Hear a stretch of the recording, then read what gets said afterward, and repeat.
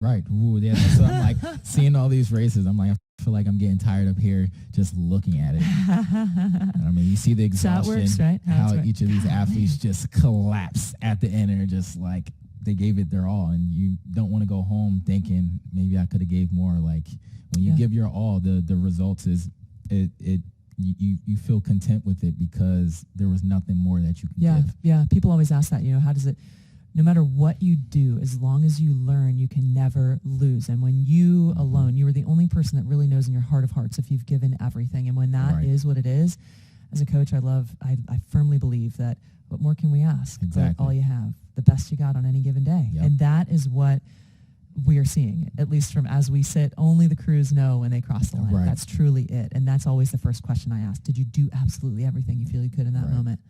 All right, so we've got more happening in the moment here. Everything being poured out on the line right now for our next, the second of two semifinals in the women's youth double. We have Los Gatos out on the field right now. Los Gatos, Oak Neck Academy, Conestoga, Redwood Scullers, Artemis, Atomic, Seattle Preparatory School, and Oak Neck Academy B. It's going to be a long ride home for one of those crews. I can tell you that right now. It was probably a long ride here, too. Exactly.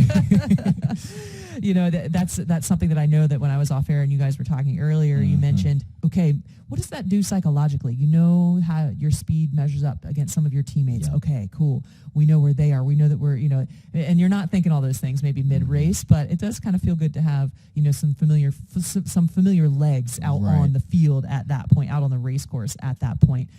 So all boats across right now. It does look like on the far side, Oak Neck Academy, Los Gatos producing some good speed, as well as Oak Neck Academy right next to them. Over on that far side, Oak Neck Academy may be our early leaders. Oak Neck has had, over the last several years that I've been getting to do some of these youth races, have produced some strong single scullers. Sure. They've definitely produced scullers, and now just to see it go from singles doing well to now bigger boats doing really well. And now we have two. They have two of these boats. They have at least 8 scullers that are top 16. Let's do the maths again. Top 16. They have 2 youth women's quads in the top 16 in the country, which is great. And that's just happened over the last couple of years. So it's amazing what happens. We mentioned it earlier. When you lay down your race, you elevate youth rowing, not just when you're within your own team, but through the whole picture of things across the country. So. Another beautiful shot here, and it does look like Oak Neck Academy has taken the lead over from, or had the lead, and then has extended their lead over Los Gatos across the lanes as well. It looks as like we have some speed coming out of various lanes across. Yeah, very close, and not as the margins are a bit smaller in this race, and that's my favorite thing about the quad. I mean, it's a very, very fast boat, and the race is going to be done quicker than if you're in a double, single, whatever, but that just means that you have so little, the minimum amount of strokes in comparison to like that single and double. So it's very important, like you were talking about, being efficient with each stroke and being that one stroke faster, not the 200 strokes faster. So no, it's very, very important when it comes to these quads. And I don't know if we talked about it, but in the quads, there is no coxswain. And so that bow person or that two-seat, depending upon the coach, whoever they designate, has to be the one that's motivating the boat, but also pulling their heart out as well. Yeah. And so they're communicating and they're giving their all. And so an exasperated breath of maybe here, go, two, small things like that they're feeding to the rest of the crew. Oak Neck Academy got there out in front. We just saw them cross through the 1,000. All of the crews are into the third 500 right now. And as they crossed that 1,000-meter mark, 2 lanes over was Redwood Scullers. Again, another program that has produced fast scullers in the past, hence the name Redwood Scullers. But they've produced fast doubles in the past. Now we're seeing quads out on the field. I love seeing, again, the growth.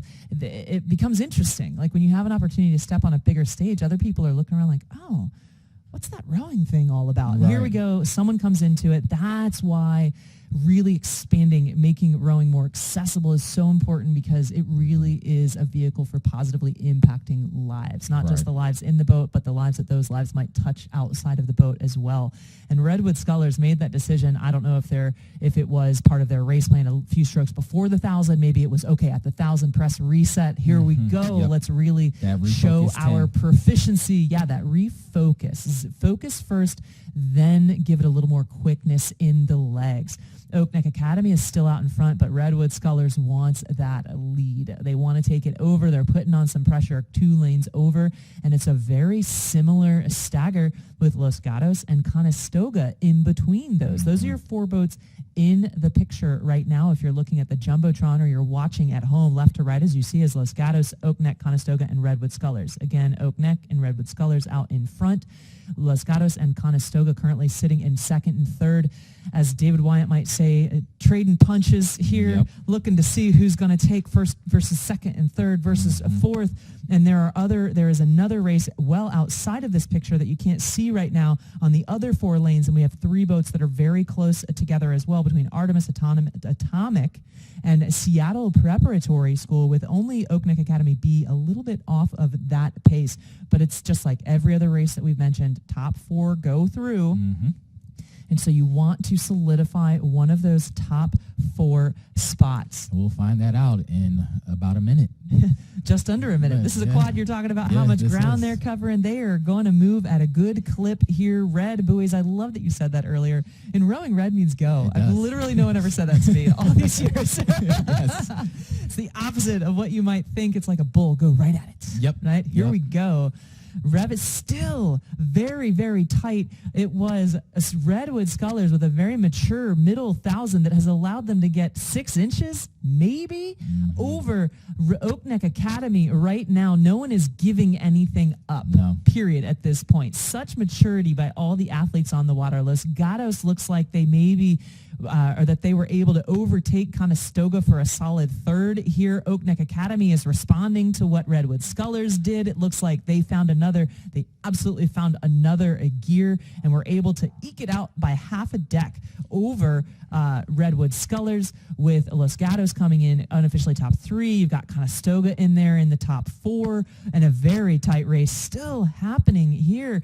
Whatever Artemis and Seattle Preparatory School. And this is going to be a photo finish, in my opinion. And it was 3 crews with Atomic in there as well, but Atomic, they just weren't able to hang with what was going on in the 2 lanes next to them for those last 250 meters. But keep digging in. You have more racing happening this weekend, and of course for future races as well. Oak Neck Academy B coming across unofficially in 8th.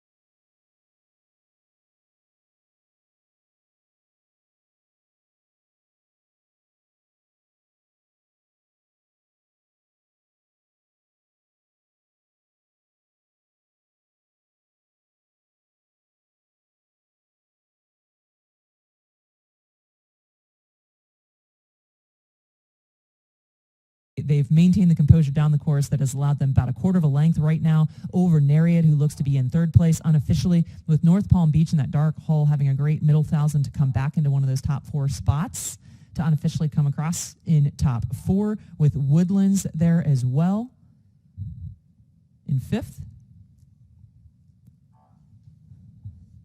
with Oakland Strokes and those trademark orange hats there. With Oakland Strokes coming across after them, South Jersey and Connecticut in the neon green, which is also a trademark. We see a lot of black and neon green out of that crew from Connecticut.